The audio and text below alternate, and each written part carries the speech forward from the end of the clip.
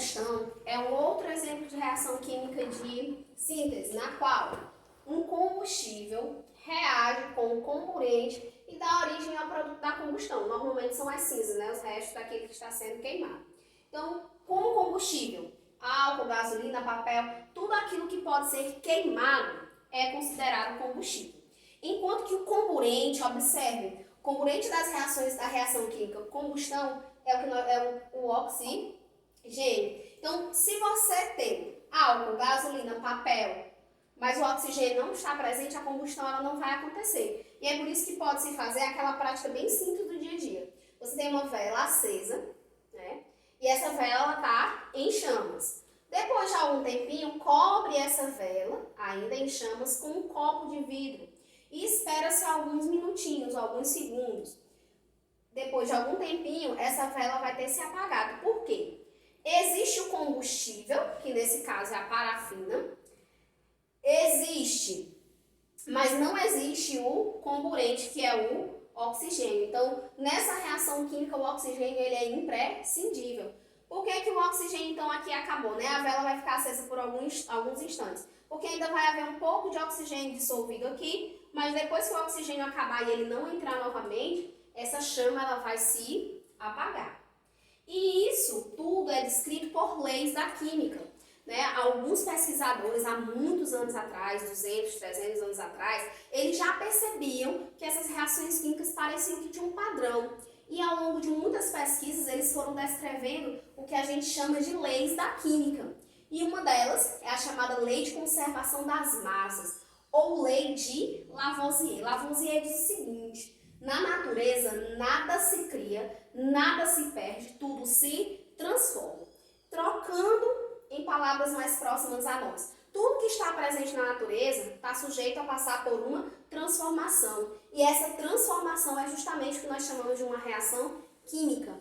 E esses produtos que passam por uma reação química, eles se transformam em outros, né? A exemplo, a combustão que nós acabamos de ver. Gasolina que queima, se transforma em outro material. O petróleo, quando é aquecido a determinadas temperaturas, se transforma em muitos produtos, como o isopor, a própria gasolina, o diesel. Então, tudo na natureza é transformado, nada é perdido e nada é criado.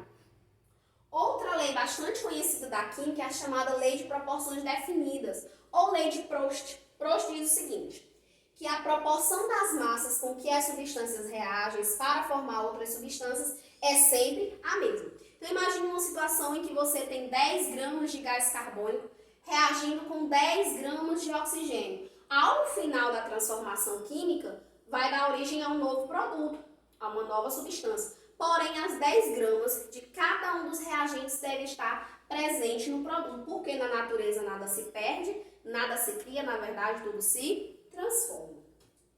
E todas essas substâncias que reagem, interagem formando reações químicas, elas são formadas por partículas muito pequenas, invisíveis a olho nu e muito estudadas até hoje, que nós chamamos de átomos. Um dos primeiros pesquisadores a trazer a ideia do que era um átomo foi John Dalton. Ele desenvolveu essa teoria sobre a estrutura do átomo.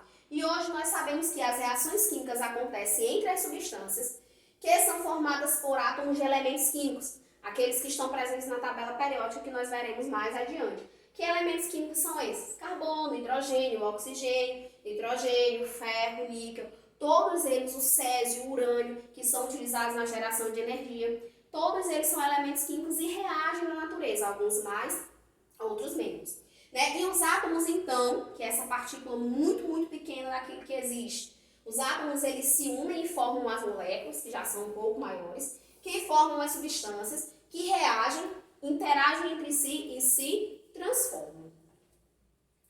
E Dalton, lá no início, ele resolveu criar uma estrutura para esse átomo, através dos estudos dele. Ele disse que o átomo seria assim, circular, redondo, uma esfera maciça, e determinou também cores para identificar os elementos químicos que estavam ali sendo estudados. Então, para o carbono, a gente indica a cor vermelha. Então, você tem aqui o elemento químico carbono interagindo com o elemento químico oxigênio, formando uma nova substância. Então, temos claramente aqui uma reação química.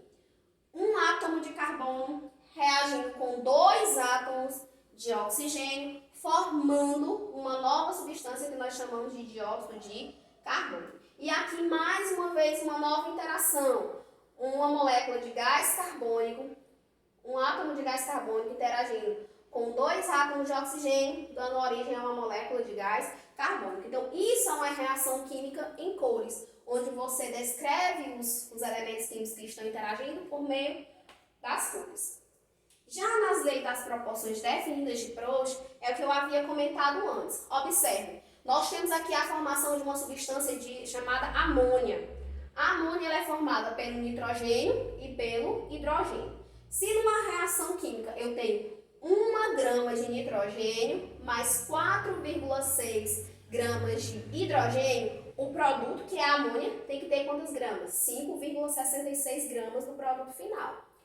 Se você tem 2 gramas de nitrogênio para 9,3 de nitrogênio, a soma dos dois é 11,33. E isso se mantém constante, porque as proporções elas são definidas. Então, você tem a massa do reagente 1 com a massa do reagente 2, dando origem à massa do produto. E isso segue também na próxima tabela, onde você tem a reação química entre cloro e hidrogênio, dando origem ao ácido clorídrico, que é o ácido presente no nosso estômago. 71 gramas de cloro mais 2 gramas de hidrogênio dão origem a 73 gramas de ácido clorídrico.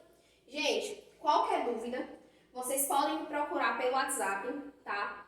Vamos fazer uma aula prática na próxima semana. Assistam essa aula, foi feita com muito carinho.